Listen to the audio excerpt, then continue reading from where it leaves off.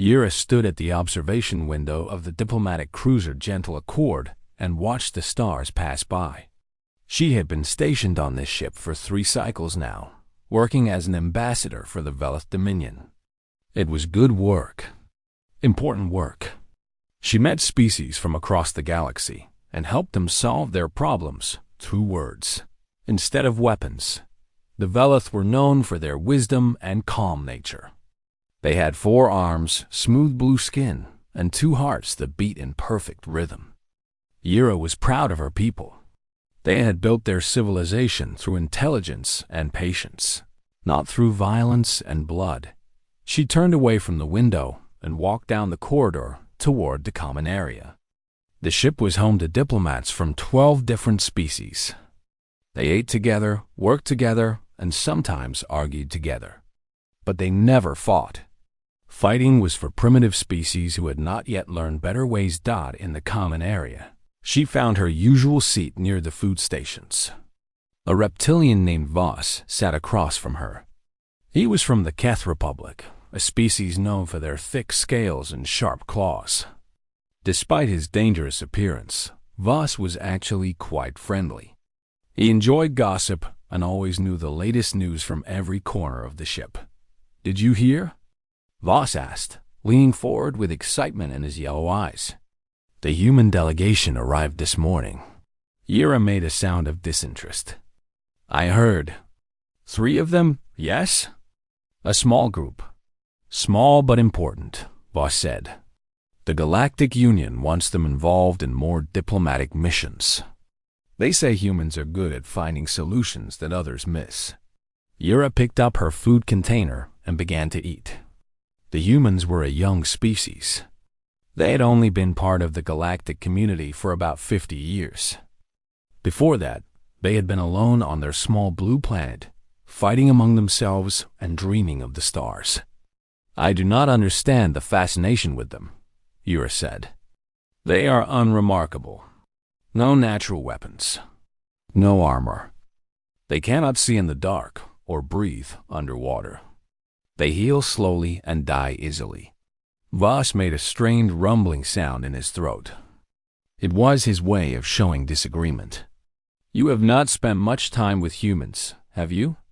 "I have met a few at conferences. They were polite enough. But they are just soft creatures who talk too much and smile too often." "There are stories," Voss said, lowering his voice. "Stories about what humans can do when they are pushed, when they are angry or desperate." Yura laughed. It was a light musical sound that the Velith were known for. Every young species has stories about themselves. It is how they build confidence. The Keth have stories too, do they not? Tales of great warriors who killed monsters with their bare claws? Voss nodded slowly. "We do. But our stories are true. And I believe the human stories are true as well." "You are too easily impressed, my friend." The door to the common area opened, and 3 humans walked in. Yura watched them with mild curiosity. 2 males and 1 female. They wore simple gray uniforms with small symbols on their shoulders. The first male was tall and broad. He had dark hair and a serious face. He looked around the room with careful eyes, studying everything. The female was smaller, with long black hair tied behind her head. She had a medical kit attached to her belt and moved with quick, light steps. The second male was somewhere between the other 2 in height. He had a calm face and gentle eyes. He smiled at a passing alien and nodded in greeting. "That one," Voss said, pointing with his claw at the calm male. "That is Taiho. He's their cultural liaison. He will be working with the diplomatic teams." "He looks ordinary," Yura said. "They all look ordinary. That is what makes them dangerous." Yura shook her head. Voss was being dramatic, as usual. She finished her meal and stood up to leave. As she walked toward the door, she passed close to the human group. The calm one, Taiho, looked up at her and smiled. "Good morning, Ambassador," he said. His voice was soft and pleasant. "I hope we will have the chance to work together." Yura paused. She had not expected him to know who she was. You know my title? I studied the crew roster before we arrived. It is important to know who you will be working with. He extended his hand toward her. I am Taiho. This is Jun, our medical officer, and Do-hyun, our security advisor. Yura looked at his hand. She knew this was a human greeting. They touched hands and moved them up and down. It was a strange custom, but she had learned to accept strange customs from many species. She reached out with one of her 4 hands and shook his dot. His grip was firm, but not aggressive. His skin was warm, almost hot compared to her own cool blue flesh. She noticed small scars on his fingers and knuckles. Old wounds that had healed, but left marks behind. Welcome aboard the Gentle Accord, she said politely. I hope your time here will be peaceful. Thank you, Ambassador. We hope so too. She nodded and continued toward the door. Behind her, she heard June laugh at something Do-hyun said. It was a bright, happy sound. These humans seemed cheerful and relaxed. Not like warriors at all. Later that day, Yura was working in her office when Voss came to visit her. He sat down heavily in the chair across from her desk and crossed his scaly arms. I need to tell you something, he said. A warning from one friend to another. What is it? Never corner a human. Never trap them. Never make them feel like they have no choice but to fight. Yura looked up from her work. Why? Because that is when they become something else. Something that does not think about survival or pain or odds. Something that only thinks about winning, no matter the cost. Voss, you are being ridiculous. They are just people. Soft, fragile people. I have seen recordings, Voss said quietly, from the border wars when the Dreth clans attacked a human colony. 50 humans against 300 Dreth warriors. The Dreth had better weapons, better armor, better training. The humans had nothing but farming tools and desperation. And what happened? The humans won. Not all of them survived, but they won. They fought through wounds that should have killed them. They kept moving after losing limbs. They screamed and bled and refused to stop until every Dreth was dead or running. Yura was silent for a moment. Then she shook her head. War changes all species. Desperation makes anyone dangerous. This does not make humans special. Perhaps, Voss admitted. But I have worked with many species, Yura. I have seen Keth warriors in battle. I have seen Velith soldiers defending their homes. I have never seen anything fight the way humans fight. It is not about skill or strength. It is about something inside them. Something that refuses to accept defeat. Yura thought about Taiho and his gentle smile. She thought about June and her bright laugh. She could not imagine these people as monsters. I think you have been watching too many war recordings, she said. The humans I met today are peaceful, kind. They wince at minor cuts and complain about small discomforts. They are not the warriors of your stories. Voss stood up and walked toward the door. Before he left, he turned back to look at her. The stories are always about ordinary people, he said. Farmers, teachers, parents. The stories are frightening because humans do not need to be warriors. They become warriors when they have no other choice. And when they do, something changes behind their eyes. He left, and Yura returned to her work. But his words stayed in her mind like a small stone in her shoe. She kept thinking about the scars on Taiho's hands. She kept wondering how a cultural liaison got scars like that. She decided it did not matter. This was a diplomatic mission.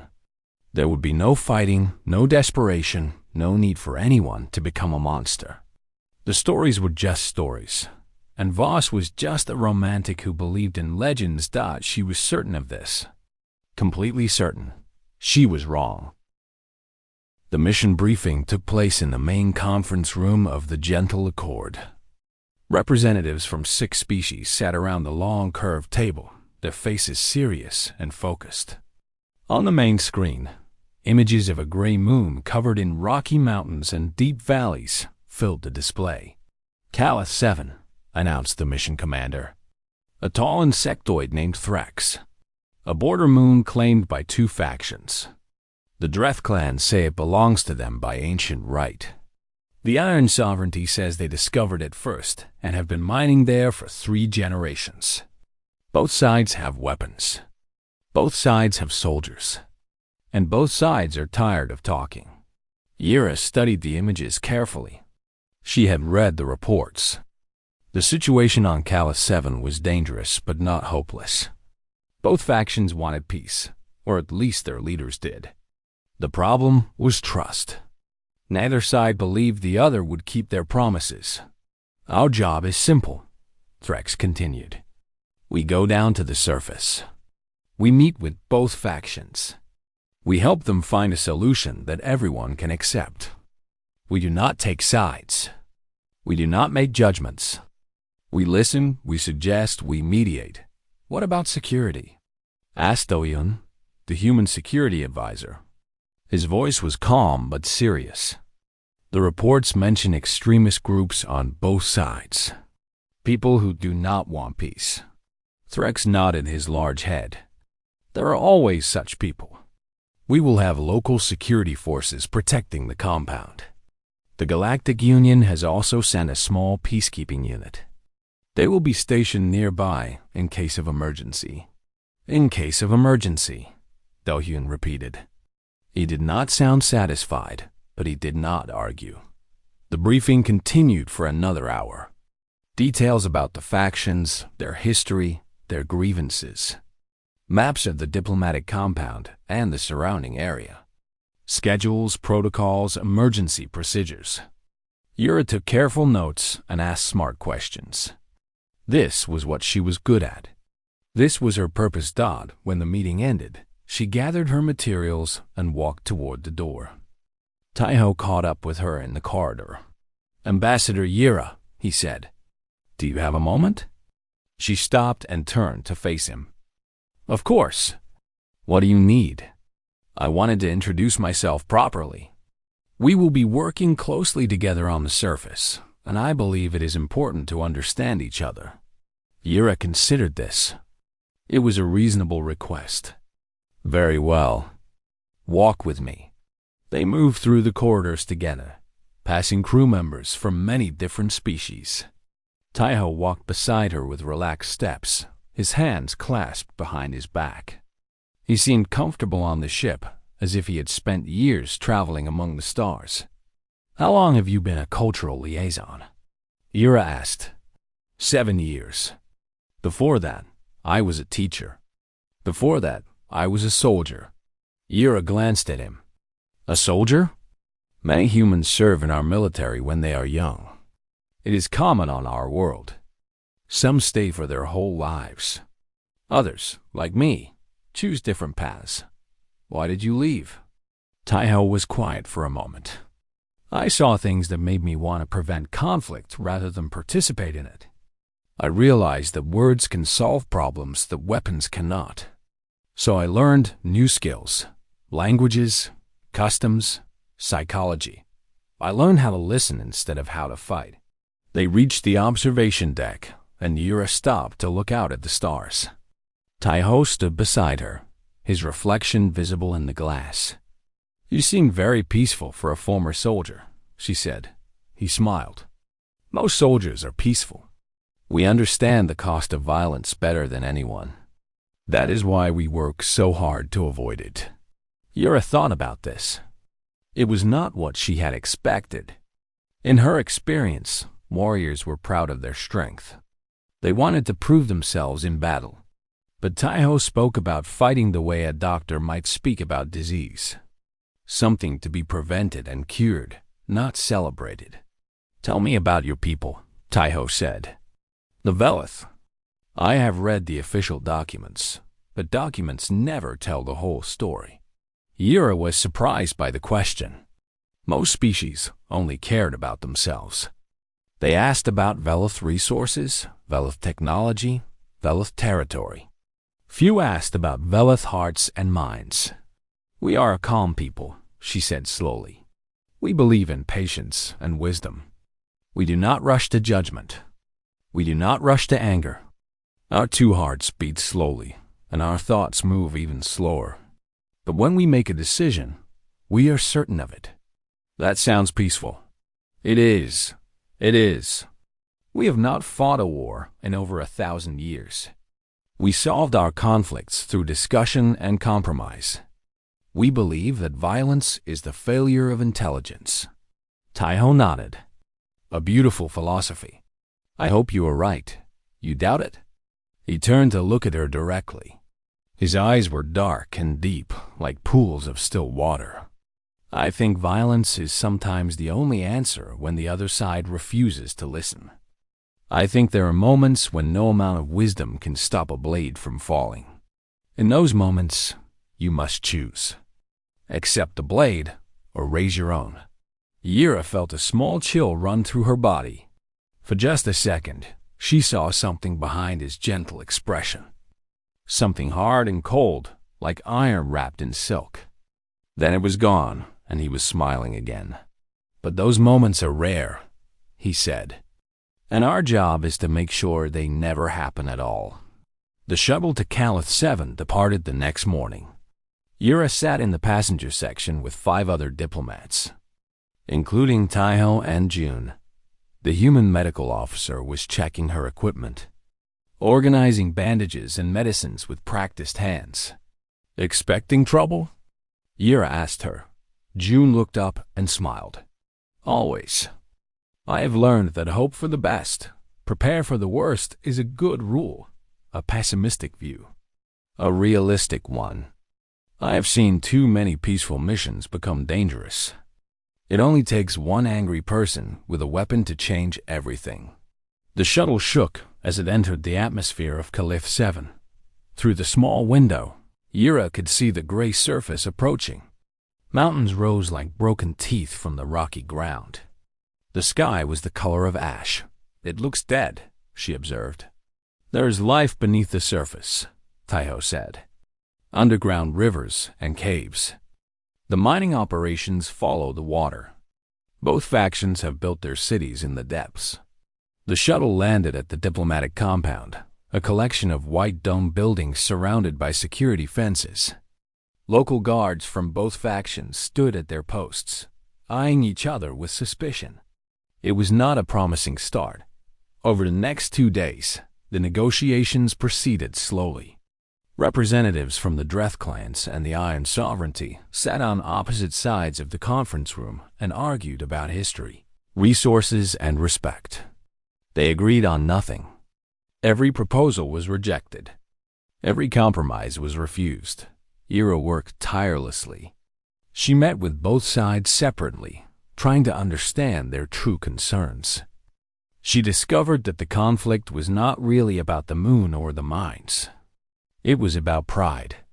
Both factions had lost people in previous battles. Both factions had suffered. Neither faction wanted to admit that their suffering had been meaningless. They need to grieve, Yura told Taiho on the second night. They need to acknowledge their losses before they can move forward. Taiho nodded thoughtfully.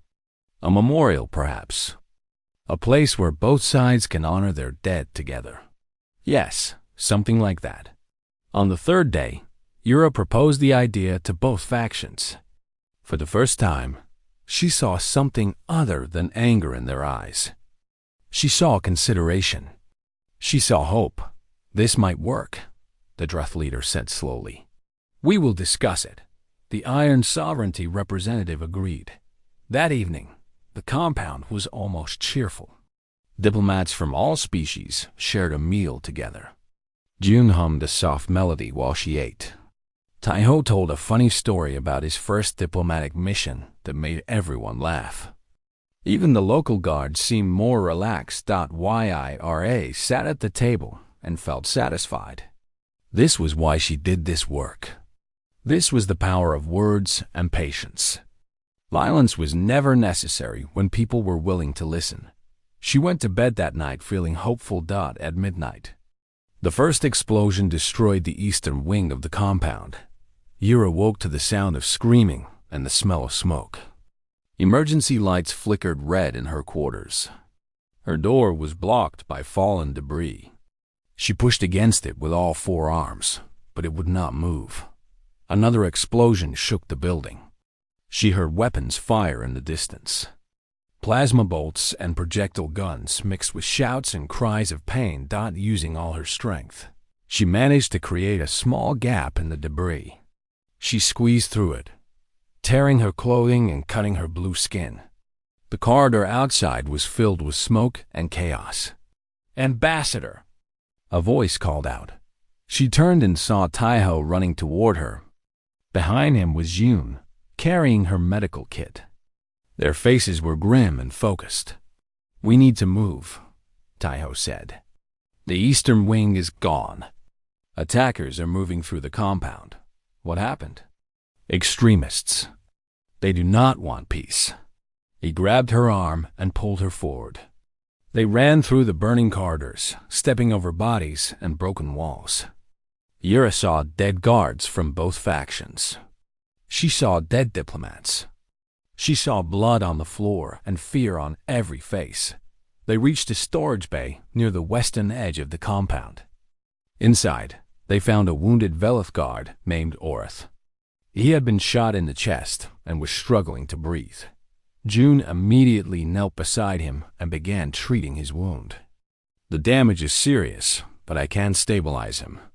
I need time." Taiho nodded and turned to the door. He pressed a button, and it slid shut. A heavy lock engaged. "That will not hold them long," Yura said, her voice shaking.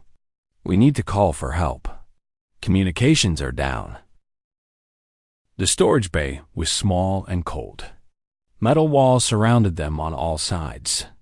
Shelves filled with supplies created narrow paths through the room. A single light fixture hung from the ceiling, flickering every few seconds. Yura pressed herself against the far wall, her four arms wrapped around her body. Her two hearts beat so fast they felt like one continuous drum.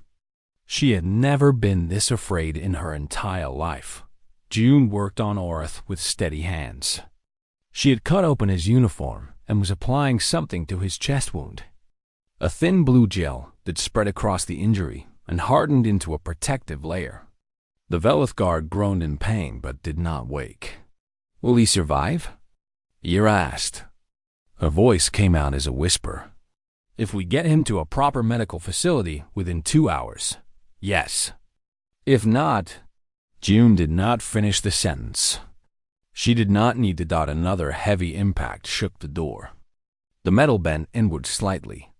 Yura could hear voices on the other side. Harsh, angry voices speaking in the Dreth language. She understood some of the words. Kill. Traitors. Peace is weakness. Taiho stood between the door and the others. He removed his diplomatic jacket and rolled up his sleeves. Yura noticed things about him that she had not seen before. The way his muscles moved beneath his skin. The old scars on his forearms and hands. The stillness in his body, like a coiled spring waiting to release. "There are at least 6 of them," Yura said. She could hear different voices, different footsteps. "Maybe more." Taiho nodded. 6 or 7, armed with plasma weapons and blades. "You cannot fight them. This is madness. We should surrender. Talk to them. Negotiate." Taiho turned his head slightly to look at her. His eyes were different now. Darker. Harder. The gentle teacher she had met on the ship was gone. Someone else was standing in his place. "They are not here to negotiate, Ambassador. They are here to make a statement. Every dead diplomat proves their point. Every body is a message to their enemies. But if we resist, they will kill us all. They will kill us anyway. The only question is whether we give them permission." The door shuddered again. This time, the metal frame cracked. One more impact, and it would fail. Taiho reached down and picked up a metal pipe from the floor. It was thick and heavy, probably part of some storage system. He tested its weight in his hands, swinging it slowly back and forth. "Taiho," June said quietly, "your shoulder still has not healed from the last time." "I know. And your knee." "I know. There are too many of them." Taiho smiled. It was not a warm smile. It was the smile of someone who had accepted something terrible. There are always too many of them. That is the point. Yura did not understand what he meant. She did not understand any of this. These humans spoke to each other in a private language of old wounds and shared memories. They communicated something that she could not read. "Ambassador," Taiho said without turning around, "I need you to stay in the corner with Arth. Keep him warm. Keep him breathing. No matter what happens, do not come near the door." "What are you going to do?" "What I have to." The door exploded inward. The first Dreth soldier came through before the smoke had cleared. He was large, almost 2 meters tall, with gray-green scales and claws as long as Yura's fingers. He carried a plasma rifle in his hands and wore heavy armor across his chest. He saw Taiho and raised his weapon. What happened next was too fast for Yura to understand. Taiho moved. Not forward or backward, but sideways, into the space beside the door, where the soldier could not easily aim. The metal pipe swung upward in a tight arc, striking the Dreth's forearm. Yura heard a crack like breaking ice. The plasma rifle fell to the ground. The Dreth screamed and lashed out with his claws. They caught Taiho across the ribs, tearing through his shirt and the skin beneath. Blood appeared, red and bright. But Taiho did not stop. He did not even slow down. The pipe came down again, this time on the soldier's knee. Another crack. The Dreth collapsed, and Taiho's elbow drove into the back of his skull with a sound that made Yura's stomach turn. The first soldier had been inside the room for perhaps 4 seconds. He was already unconscious on the floor.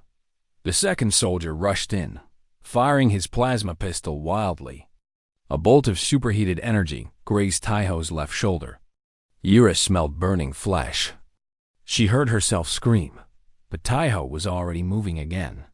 He grabbed a metal canister from the nearest shelf and threw it at the soldier's face. The Dreth raised his arms to block it, and in that moment of blindness, Taiho closed the distance between them. His hand struck the soldier's throat. Not a punch, but something else. A precise, targeted impact to a specific point. The Dreth made a choking sound and dropped his weapon. Taiho caught the pistol before it hit the ground and fired twice into the soldier's chest. 2 down. The third and fourth soldiers came through the door together. They were smarter than the first two. They stayed low and moved to opposite sides of the room, creating angles that were hard to defend against. One of them saw Yura and smiled a terrible smile. He began to move toward her, claws extended. Taiho threw the empty pistol at his head. The Dreth ducked, and Taiho was on him.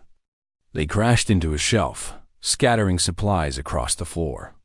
Claws raked across Taiho's back. Blood soaked through his shirt, but his hands found the soldier's neck, and he squeezed with a strength that Yura would not have believed possible. The fourth soldier took aim at Taiho's exposed back. "Taiho!" June shouted. He dropped to the floor, dragging the dying Dreth with him. The plasma bolt missed him by centimeters and struck the wall behind him. Before the fourth soldier could fire again, Taiho grabbed one of the scattered metal canisters and threw it at the ceiling light. The room plunged into darkness. Yura could see nothing. She could only hear sounds of struggle, sounds of flesh hitting flesh, sounds of pain both human and Dreth, a scream that ended suddenly, a crash, silence, then a small click, and June's medical flashlight illuminated the room. Taiho stood in the center of the storage bay. 4 Dreth soldiers lay around him. Some were still. Some were groaning weakly. One tried to crawl toward the door. Taiho stepped on his back and pushed him down. "How many more?" Taiho asked. His voice was rough and strained. Yra looked at him and felt something cold run through her body. He was covered in blood. Some of it was his own. Deep cuts crossed his ribs and back. A burn mark blackened his shoulder. His face was swollen where someone had hit him, but he was still standing, still breathing, still asking about the next fight. "Two more," June said, reading a small scanner. "In the corridor. Coming this way." Taiho nodded. He bent down and picked up a plasma pistol from one of the fallen soldiers. He checked the charge, then moved toward the door. "You should not be able to move," Ira heard herself say. The words came out before she could stop them. "Your injuries. The blood you have lost. This is not possible." Taiho paused at the door. He looked back at her, and for a moment, she saw something human again. Something sad and tired beneath the iron surface. "My body does not know it is supposed to stop," he said. "So it does not." He stepped into the corridor. Ira heard 2 shots, 2 thuds, then silence. When Taiho returned, he was limping. His face was pale, and his hands were shaking slightly. The adrenaline was fading. The reality of his wounds was catching up to him. June rushed to his side, already pulling supplies from her kit. "Sit down, now. The corridor is clear, but more might come. Sit down." He sat. June began treating his wounds with quick, practiced movements. She applied the same blue gel to his cuts and used a small device to seal the burn on his shoulder. Her hands were steady, but Yura could see fear in her eyes. Fear and something else.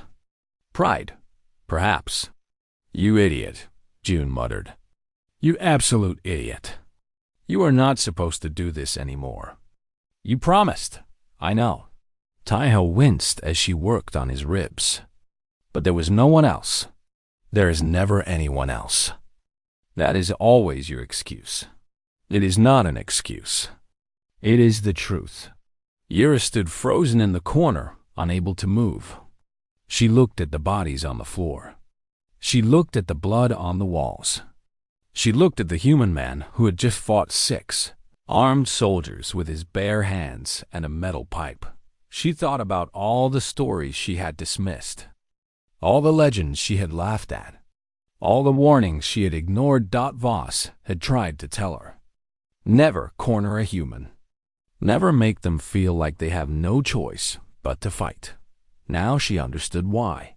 She understood, and she was terrified, not of the death, not of the attack, not of the danger all around them. She was terrified of the quiet man sitting on the floor, bleeding from a dozen wounds, already planning how to fight the next enemy who came through that door. She was terrified of humans. And for the first time in her life, she was grateful that they were on her side. The storage bay smelled like blood and smoke. Emergency lights had come on somewhere in the compound, casting a faint red glow through the broken doorway. Yura sat in the corner, holding the wounded guard Orith against her chest. His breathing was shallow but steady. June's treatment had worked. Taiho sat against the wall, his eyes closed but his body alert. June had done what she could for his wounds, but he needed real medical care. The burns, the cuts, the bruises across his face. Any one of these injuries would have put a Velith in a healing pod for days. Yet here he was, still conscious, still watching the door with those dark eyes. How do you do it? Yura asked. The question had been building inside her since the fight ended. She needed to understand. How do you keep moving when your body should stop? Taiho opened his eyes slowly. I do not know how to explain it. It is not something we think about. It just happens. But the pain, the damage to your body, how do you ignore it? We do not ignore it. We feel everything. Every cut, every burn, every broken bone. But feeling is not the same as surrendering. He shifted his position and winced. Pain is information. It tells you something is wrong, but it does not make decisions. We do. Ira thought about this. The Velith felt pain like any other species. But when the pain became too great, their bodies simply stopped. It was a survival mechanism, a way to prevent further damage. The idea of overriding that mechanism through pure will seemed impossible. Is this why other species fear you? She asked. Taeho was quiet for a moment. Perhaps. We are not the strongest species. We are not the fastest. We cannot see in the dark or breathe underwater. We do not have claws or venom or armor. But we have something else. Something that makes other species uncomfortable. What is that? Stubbornness. He smiled slightly, though it clearly caused him pain. We refuse to accept limits. We refuse to accept failure. We refuse to accept that the fight is over until we decide it is over. This is not always a good thing. Sometimes it leads us to destroy ourselves, but sometimes it lets us do things that should be impossible. A sound came from the corridor.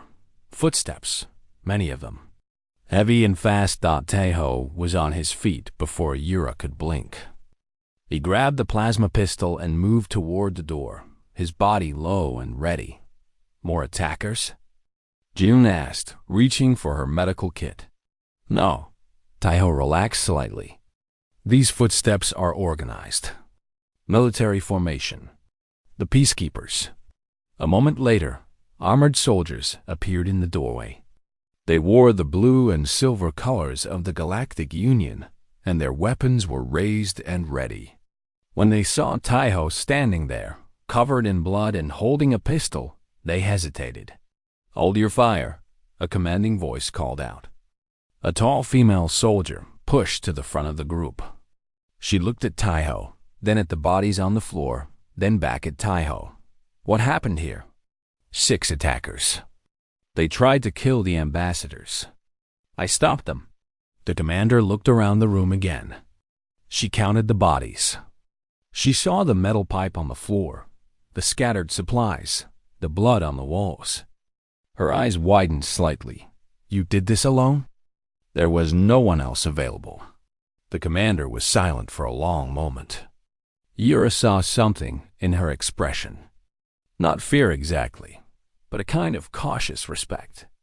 The same look that Voss had given when he told his stories. The compound is secure, the commander said finally. The main attack force has been neutralized. We have medical units arriving now. The Velith Guard needs immediate attention, June said, pointing to Orth. Chest wound. I have stabilized him, but he needs a healing pod. Soldiers moved into the room to help. They lifted Orth carefully and carried him toward the door. June followed them, already talking to the medical team about his condition. Taeho did not move. He stayed where he was, leaning against the wall, watching the soldiers work. Yura noticed that his hands were still shaking. His face was pale beneath the blood and bruises. The strength that had carried him through the fight was finally running out. You need medical attention, the commander said to him. I know. Can you walk? Taeho took a step forward and almost fell. The commander caught his arm and steadied him. I will take that as a no, she said. They helped Taeho onto a stretcher and carried him out of the storage bay. Yura followed behind, stepping carefully over the bodies and the debris. The corridor outside was worse. More bodies. More blood. More evidence of the night's violence. But the fighting was over. The attackers had been stopped or captured. The diplomatic compound was damaged, but not destroyed. Somehow, against all odds, they had survived. The medical station had been set up in the western wing, the only part of the compound that had not been attacked. Yura sat in a corner and watched the doctors work. They treated Arth first, placing him in a healing pod that hummed with soft blue light. Then they turned their attention to Teho.geu and stayed by his side the whole time. She translated his words for the alien doctors and explained his injuries in medical terms that Yura did not understand. Blood loss, tissue damage, plasma burns, possible fractures. Will he be all right? Yura asked. June looked tired. Her hands were stained with blood, and there were dark circles under her eyes. He will live, but it will take time to heal. Weeks, maybe months. How can you be so calm about this? June laughed. It was not a happy sound. I am not calm. I am terrified. I have been terrified since the first explosion. But terror does not help anyone. So I put it aside and do my job. Is that a human thing too? Putting aside your emotions? Not putting them aside. Just not letting them control us. We still feel everything. We just choose what to do about it. Yura sat with these words for a long time. She watched the doctors work on Taiho. She watched June move around the medical station, helping whoever needed help. She watched the peacekeepers bring in more survivors, more wounded, more dead. She thought about her conversation with Voss, about the stories of human warriors who fought through mortal wounds, about soldiers who refused to die. She had dismissed these stories as propaganda, exaggeration, myth. Now, she had seen the truth with her own eyes. Humans were not invincible. They bled. They broke. They felt pain like any other species. But they had something that Yura did not have. Something that most species did not have. They had the ability to look at certain death and say no. Not because they were stupid. Not because they did not understand the odds. But because something inside them refused to accept defeat. Something ancient and fierce and utterly terrifying. Yura had studied many species in her career. She had learned their customs, their histories, their philosophies. She had thought she understood what made each species unique, but she had never understood humans. Not really. Not until tonight. Now she understood why they scared everyone. Now she understood why the galaxy whispered about them in tones of fear and respect. And now she understood something else too. She understood why humans worked so hard for peace. Why they chose diplomacy over violence whenever possible. Why Taiho had spent years learning to talk instead of fight. Because they knew what they were capable of. They knew the monster that lived inside them. And they were terrified of it too. The next morning, Yura returned to the medical station. Taiho was awake, sitting up in his bed. Bandages covered most of his body. His face was swollen and bruised. But his eyes were clear, and he smiled when he saw her. "Ambassador," he said, "I am glad you are safe, because of you." Yura sat down in the chair beside his bed. "I came to thank you." "No thanks are necessary. I did what needed to be done. You could have died. You should have died. Any logical calculation would have predicted your death." Taiho nodded slowly. "Yes, probably. But we do not make calculations in moments like that. We just act. That is what frightens me." He looked at her for a long moment. Then he nodded again, as if he understood something that she had not said out loud. "It frightens us too, Ambassador. That is why we try so hard to avoid those moments. That is why we work for peace. Because we know what happens when peace fails. We know what we become." Yura reached out and touched his bandaged hand. His skin was warm, almost hot. Human blood ran fast and hot through their bodies. Everything about them was fast and hot. Their lives, their deaths, their loves, their wars. "I will never scoff at the stories again," she said quietly. Taiho smiled. It was a sad smile, but also a kind one. "I hope you never have to see those stories come true again. Once is enough for anyone." Outside the window, the sun was rising over the gray mountains of Calith 7. A new day was beginning. The peace talks would resume. The work of diplomacy would continue, but Yura knew that she was different now. She had seen something that could not be unseen. She had learned a truth that could not be unlearned. Humans were the most dangerous species in the galaxy, that not because of their weapons, not because of their technology, not because of their numbers, but because they simply refused to stop. And that was the most terrifying thing of all. 3 days had passed since the attack. The diplomatic compound had been repaired. The dead had been honored. The wounded were healing. And something strange had happened that no one had expected. The peace talks had succeeded. The attack by the extremists had changed everything. The Dreth clans and the Iron Sovereignty had seen their worst fears come to life.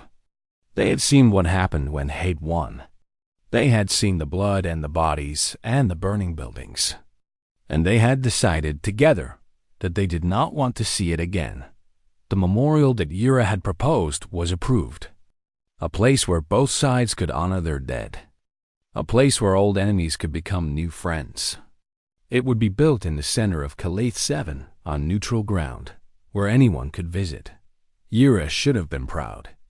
This was exactly what she had worked for. This was the power of diplomacy, the triumph of words over weapons. But she could not stop thinking about Teho. She visited him in the medical station every day. She watched as his wounds slowly healed. The burns faded to pink scars. The cuts closed and disappeared. The bruises turned from purple to yellow to nothing at all. Human bodies recovered faster than Velith bodies. Another thing that made them dangerous. On the 3rd day, she found him trying to walk. He was moving slowly around his room, one hand on the wall for support. June was scolding him in their human language. "You are going to tear your stitches," June said. "Again. I need to move. If I stay in this bed any longer, I will go crazy." "You are already crazy." That is how we got into this situation. Taiho saw Yura in the doorway and smiled. "Ambassador, please tell June that walking is good for healing."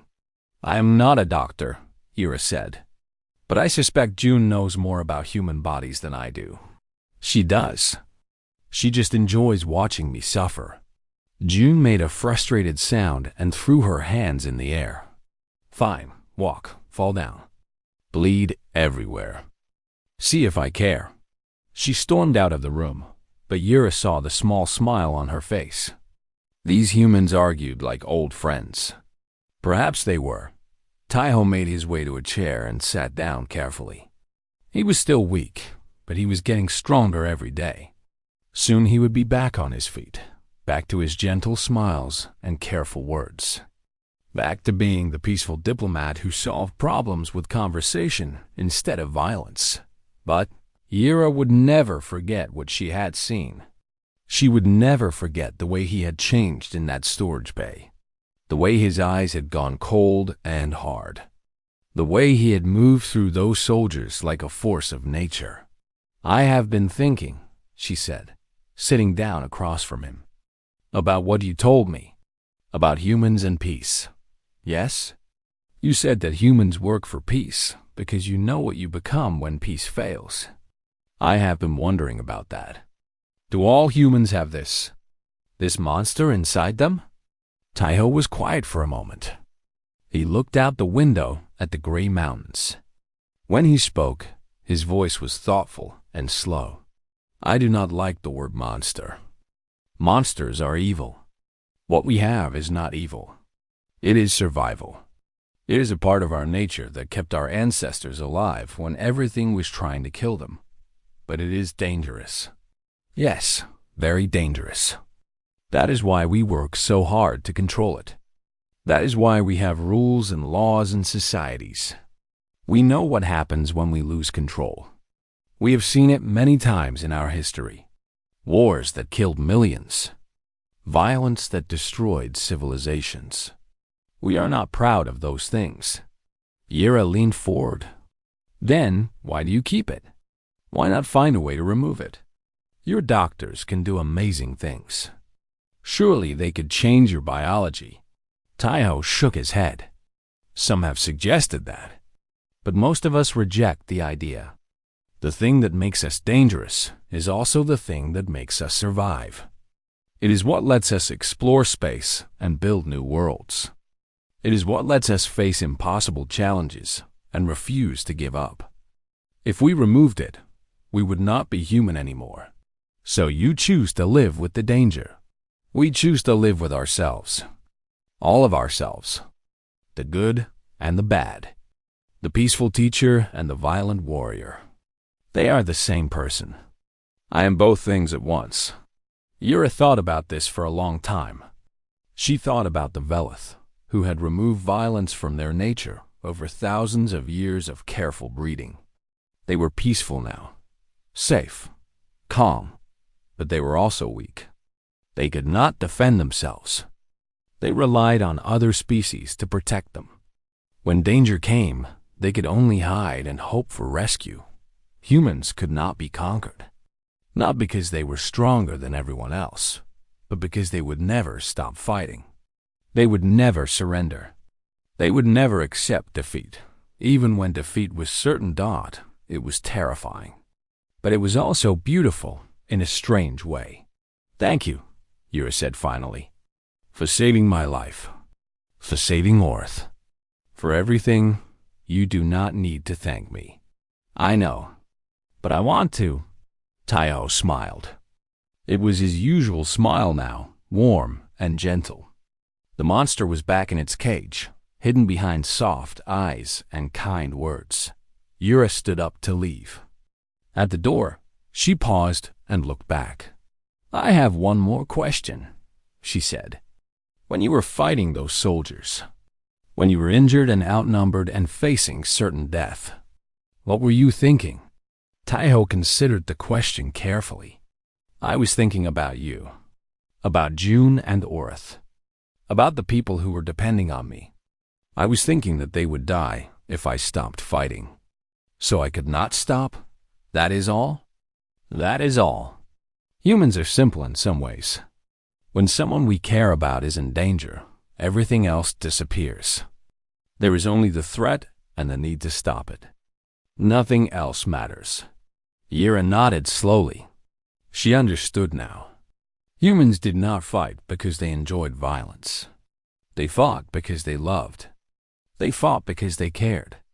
They fought because the alternative was losing the people who mattered to them. It was terrifying. But it was also the most human thing of all. She left the medical station and walked through the compound. Workers were repairing the damaged buildings. Diplomats were meeting with faction leaders. Life was returning to normal. In the corridor, she ran into Voss. The reptilian was carrying a box of supplies, helping with the reconstruction effort. He set down a box when he saw her. You have that look, he said.